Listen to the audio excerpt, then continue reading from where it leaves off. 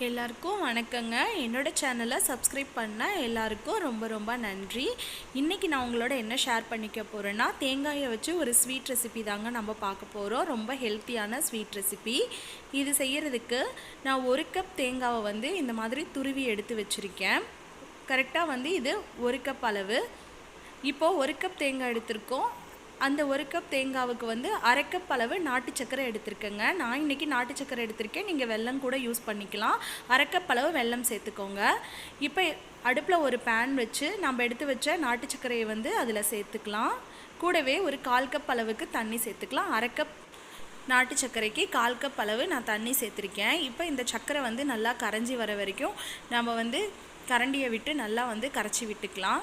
பாருங்கள், இந்த மாதிரி எல்லாம் கரைஞ்சி வந்ததுக்கப்புறம் இது கூட வந்து நம்ம ஒரு பிஞ்ச் அளவுக்கு சால்ட்டு சேர்த்திக்கலாங்க. நம்ம எப்போவுமே ஸ்வீட் செய்யும்போது கொஞ்சமாக சால்ட்டு சேர்த்து செஞ்சோம்னா ஸ்வீட் வந்து நல்லா தூக்கலாக இருக்கும். அதனால வந்து நம்ம சால்ட்டு சேர்த்திக்கிறோம். பாருங்கள், இது நல்லா கரைஞ்சிருச்சு.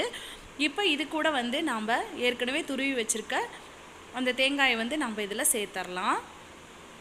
சேர்த்துட்டு இதை வந்து நல்லா கலந்து விட்டுக்கலாம். இப்போ அடுப்பை வந்து லோ ஃப்ளேமில் வச்சுக்கோங்க. இப்போ இந்த சர்க்கரையில் வந்து இந்த சர்க்கரை பாகில் வந்து தேங்காய் வந்து நல்லா வெந்து வரணும். அதனால் ஒரு 2 நிமிஷம் வந்து அந்த தண்ணியெல்லாம் வற்றி நல்லா வந்து ட்ரை ஆகிற வரைக்கும் நல்லா நம்ம அதில் வறுத்தி எடுத்துக்கலாம். இது கூட 1/2 ஸ்பூன் அளவுக்கு ஏலக்காய் பவுடர் வந்து நம்ம சேர்த்துக்கலாம். நல்லா வாசனையாக இருக்கும். பாருங்கள், இப்போ இது எல்லாமே ட்ரை ஆகிற வரைக்கும் நம்ம நல்லா வந்து வறுத்து எடுத்துக்கலாம். இப்போ தேங்காய் வந்து நல்லா சக்கரை பாகில் வந்து நல்லா வெந்துருச்சு.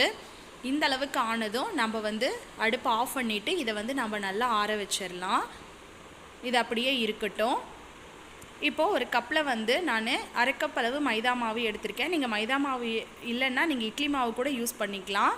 கூடவே வந்து ஒரு 2 ஸ்பூன் அளவுக்கு அரிசி மாவு எடுத்திருக்கேன். 1/2 கப் மைதா மாவுக்கு ஒரு 2 ஸ்பூன் அளவுக்கு அரிசி மாவு எடுத்திருக்கேன். இதை வந்து கொஞ்சம் கொஞ்சமாக தண்ணி சேர்த்து நம்ம வந்து நல்லா கரைச்சி எடுத்துக்கலாம். ரொம்ப தண்ணியாக கரைச்சிடாதீங்க. நமக்கு வந்து ஒரு மாவு பதத்துக்கு இருக்கணும். ஒரு தோசை மாவு பதத்துக்கு கலந்து எடுத்துக்கோங்க. இப்போ இது அப்படியே இருக்கட்டும். இப்போ கையில் வந்து கொஞ்சமாக நெய் தடவிக்கோங்க. இப்போ நம்ம ஆற வச்சுருக்கிற இந்த தேங்காய் வந்து நம்ம கொஞ்சம் கொஞ்சமாக எடுத்து உருண்டைகளாக சின்ன சின்ன உருண்டைகளாக வந்து நம்ம உருட்டிக்கலாம். பாருங்கள், இந்த மாதிரி கையில் எடுத்து சின்ன சின்ன உருண்டைகளாக வந்து நம்ம உருட்டி எடுத்துக்கலாம். இந்த மாதிரி எனக்கு வந்து இதில் வந்து எனக்கு 10 உருண்டைகள் கிட்ட வந்துச்சு. இப்போ இது அப்படியே இருக்கட்டும். இதை வந்து நம்ம பணியாரக்கல்லில் போட்டு நம்ம சுட்டு எடுக்கணும். இப்போ அதுக்கு அடுப்பில் பணியாரக்கல் வச்சுருக்கேன். நல்லா சூடானதும் கொஞ்சம் கொஞ்சமாக நெய் சேர்த்துக்கோங்க. பாருங்கள், இந்த மாதிரி எல்லா குழிகள்லையும் நெய் சேர்த்துக்கோங்க. இப்போ நெய் நல்லா சூடானது நம்ம ஏற்கனவே கலந்து வச்சுருக்க மாவில் வந்து இந்த உருண்டைகளை வந்து நம்ம போட்டுடலாம். போட்டு இந்த மாதிரி நல்லா மாவோட மிக்ஸ் ஆகிற மாதிரி நல்லா மிக்ஸ் பண்ணி எடுத்துக்கோங்க. பாருங்கள், இந்த மாதிரி ஒவ்வொரு உருண்டைகளாக போட்டு இந்த மாதிரி மிக்ஸ் பண்ணி நம்ம எடுத்து வச்சுக்கலாம்.